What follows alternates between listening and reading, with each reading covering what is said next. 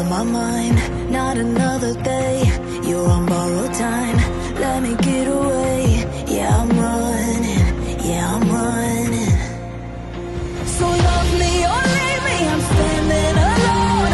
Can't shake a feeling that lives in my bones. Lie to me, tell me you wish that you could, but nothing you gave me is worth what you took. 'Cause baby, when I'm gone for good.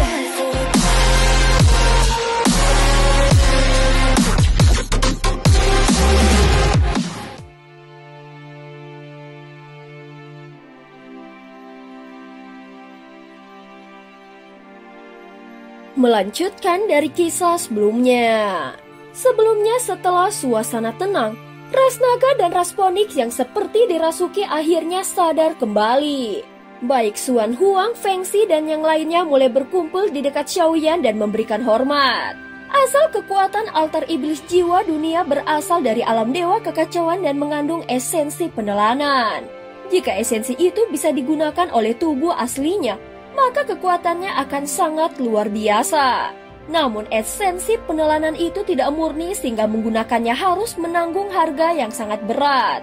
Oleh karena itu, lebih cocok dijadikan bahan obat daripada kekuatan untuk berkultivasi.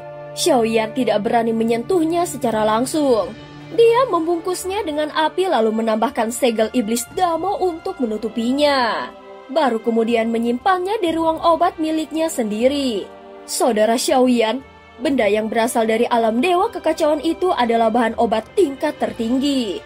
Ucap Xuan Huang yang berdiri di samping Xiaoyan dengan suara yang perlahan tenang. Xiaoyan hanya mengangguk dengan tipis. Kali ini dia memang datang untuk menyelamatkan Raja Tianzang. Dan setelah mengalahkan Raja Iblis Angin Hitam, dia masih tidak mendapatkan petunjuk apapun. Namun kini setelah melalui berbagai pertempuran, kekuatannya terus meningkat. Dia bahkan telah membuka peluang, tetapi masih belum mampu menembus batas tingkat keempat. Meski begitu, Xiaoyan tidak terlalu memikirkan peningkatan dari kultivasinya. Menurutnya dengan kekuatannya saat ini, bahkan kultivator di tingkat kelima bukan lagi ancaman yang besar. Itu bukan hanya kekuatan tubuh aslinya saja. Dia juga memiliki 3 avatar. Ketika ketiganya bergabung, maka kekuatannya mencapai puncak yang menakutkan. Sehingga sulit rasanya bagi Xiaoyan untuk tidak menjadi lebih kuat. Namun dari sisi jangka panjang, dia sadar bahwa avatar Yuan Shen sangat sulit berkembang setelah mencapai tingkat kuno. Sebab di atas tingkat kuno masih terdapat tingkat Tianjing. Sebuah tingkat legendaris yang hanya bisa dicapai oleh klan Yuan Shen sejati. Tingkat kuno adalah batas tertinggi bagi avatar Yuan Shen. Untuk bisa menembusnya dibutuhkan kesempatan langka, keberuntungan besar serta perpaduan sempurna antara langit, bumi, dan manusia. Namun kali ini karena dia menggunakan kekuatan dari leluhur kuno, Xiaoyan tahu dia harus menjelaskan semuanya nanti kepada pihak klan Yuan Shen. Selain itu, jika avatar Yuan Shen-nya benar-benar memiliki harapan untuk menembus ke tingkat Tianjing, dia akan sangat membutuhkan bantuan dari para leluhur tertinggi. Setelah menyerap roh jiwa dari altar iblis jiwa dunia, Xiaoyan mengibaskan lengan bajunya lagi lalu melepaskan tahanan roh dari dalamnya. Tahanan roh, segel yang kau hancurkan tadi, apakah berasal dari klan Siming yang pernah kau sebutkan? Tanya Xiaoyan dengan rasa ingin tahu. Dia tidak menatap Xuan Huang, tetapi ingin memastikan apakah klan misterius itu benar-benar ada. Yah, itu benar. Jawab tahanan roh dengan cepat. Kau pasti sudah melihat sendiri pola segel mereka. Apakah segel yang menjebakmu itu memang milik klan Siming? Tahanan roh mengangguk dan tidak berkedip. Kau yakin? Xiaoyan menatapnya dengan tajam. Aku pernah berhadapan langsung dengan kekuatan penyerapan klan mereka. Pola segel mereka unik dan aku tidak mungkin salah. Jawab tahanan roh dengan mantap. Saudara Xuan Huang, Xiaoyan berbalik dan berkata lagi. Apakah kau tahu sesuatu tentang klan Siming? Tanya Xiaoyan. Xuan Huang segera mengangguk dengan pelan. Aku pernah mendengar nama klan mereka. Namun klan itu sangat misterius dan hidup menyendiri di dunia Sanhai. Selama ribuan tahun hidupku, aku belum pernah sekalipun melihat mereka. ucap Xuan Huang. Cih, mereka adalah ras yang sangat jahat. Tambah tahanan roh dengan nada yang penuh kebencian. Mereka ahli dalam menyamar dan mengambil bentuk berbagai ras. Sekalipun bertemu langsung jika tidak bertarung atau meneliti segel mereka, hampir mustahil mengenali siapa mereka sebenarnya. Dari sikap tahanan roh yang begitu serius, Xiaoyan dapat merasakan bahwa klan Siming adalah musuh bebuyutannya. Saudara Xiaoyan, apakah kau memiliki hubungan tertentu dengan klan itu? Tanya Xuan Huang. Tadi saat aku melawan Raja Phoenix, kau pasti sempat melihatnya. Di topeng sosok itu terdapat 4 simbol. Dia juga menggunakan segel terlarang untuk mencoba menahan gerakanku. Jawab Xiaoyan perlahan. Xuan Huang mengerutkan keningnya lalu matanya melebar dan langsung mengerti maksud dari Xiaoyan. Apa kau ingin mengatakan bahwa sang pemusnah itu kemungkinan berasal dari klan Siming? Xuan Huang menatap ke sekeliling. Sementara Xiaoyan telah menggunakan kekuatan jiwa ilusi untuk melindungi area di sekitar mereka agar percakapan ini tidak terdengar oleh pihak lain. Namun bahkan dengan itu dia masih tidak yakin apakah sang pemusnah itu bisa menembus perlindungan spiritualnya atau tidak. Iya, itu benar, ucap Xiaoyan dengan nada yang serius. Ini adalah satu-satunya petunjuk paling jelas yang kita miliki saat ini tentang sang pemusnah. Melalui petunjuk itu, mungkin kita bisa menemukan siapa dia sebenarnya. Jika bisa menghapusnya sepenuhnya, mungkin kita dapat memutus semua keterikatan dengan kekacauan yang telah menyelimuti dunia Sanhai. Xiaoyan menatap Xuan Huang dengan sungguh-sungguh. Melalui pertemuannya dengan sang pemusnah, meskipun pertemuan itu singkat, dia telah memperoleh banyak petunjuk. Dia teringat pada pertemuan mereka di mana dia melihat sosok He Xianren, Xuan Huang, dan Hua Ken. Saat mereka berada di alam dewa kekacauan, semuanya berubah menjadi bayangan yang serupa. Seolah menjadi makhluk dari jenis yang sama. Mungkin sang pemusnah juga demikian.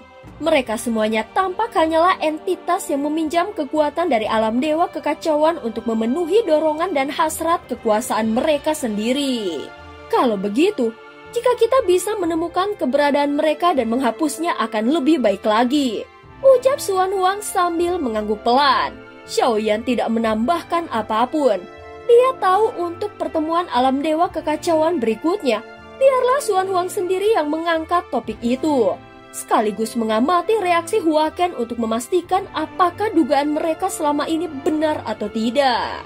Saat ini Xiaoyan telah mengambil kembali tubuh Raja Tianzang. Namun sayangnya, Raja Tianzang berada dalam keadaan terluka parah dan tidak sadarkan diri. Kekuatan jiwa Xiaoyan telah menelusuri seluruh tubuhnya dan dia menemukan jiwa Raja Tianzang telah rusak berat. Dia tidak tahu apakah obat tingkat transendensi mampu menyembuhkannya. Selain itu, dia juga harus membantu tahanan roh menemukan kembali tubuh aslinya. Saudara Xiaoyan, temanmu terluka cukup parah. Namun mungkin kolam pemurni laut milik ras Phoenix bisa membantu memulihkannya, ucap Feng Xi. Xiaoyan memandang Raja Tianzang yang pingsan di pelukannya dan wajahnya pucat pasi tanpa setitik pun warna darah. Kolam pemurni maut mungkin memang bisa menyelamatkannya, gumamnya pelan. Xuan Huang segera bergerak tanpa menunggu perintah dan meminta pada Feng Xi. Terlihat Feng Xi sama sekali tidak ragu dan langsung menyetujui permintaan itu. Kalau bukan karena saudara Xiaoyan yang berhasil memecahkan racun ini, mungkin baik itu ras naga, ras Phoenix, dan bahkan seluruh makhluk di dunia Sanhai itu sudah lenyap ditelan racun tersebut, ucap Feng Xi dengan nada yang serius. Segera di bawah bimbingan dari Feng Xi, mereka tiba di tempat yang disebut kolam pemurni maut.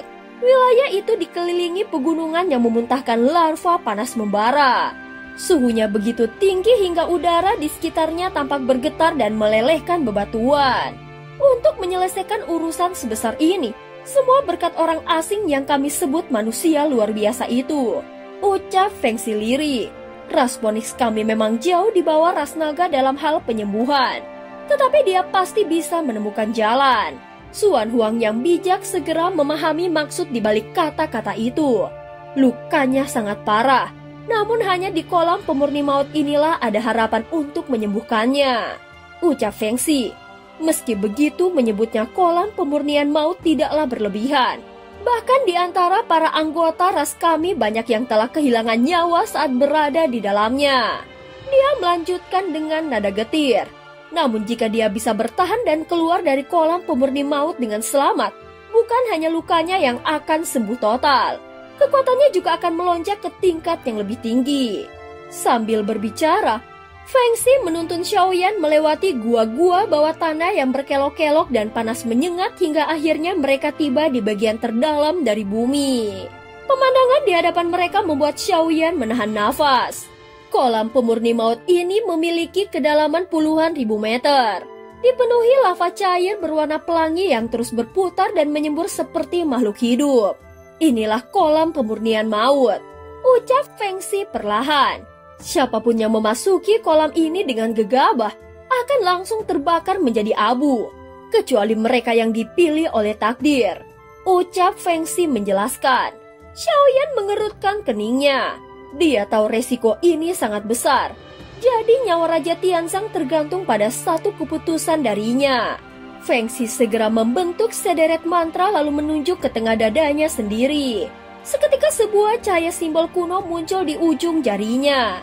Lalu dia menekankannya ke dada Raja Tianzang yang masih pingsan. Inilah segel suci Rasponix, ucap Feng Xi dengan lembut. Kolam pemurni maut tidak akan melukainya. Segalanya kini tergantung pada nasib dan tekadnya sendiri. Jika dia mampu melewati ujian pemurnian, dia akan hidup kembali. Tetapi jika dia gagal, maka dia akan mati, ucap Feng Xi dengan suara yang dalam. Dan cerita pun berakhir. Terima kasih udah dengerin Mihu dari awal sampai akhir ya.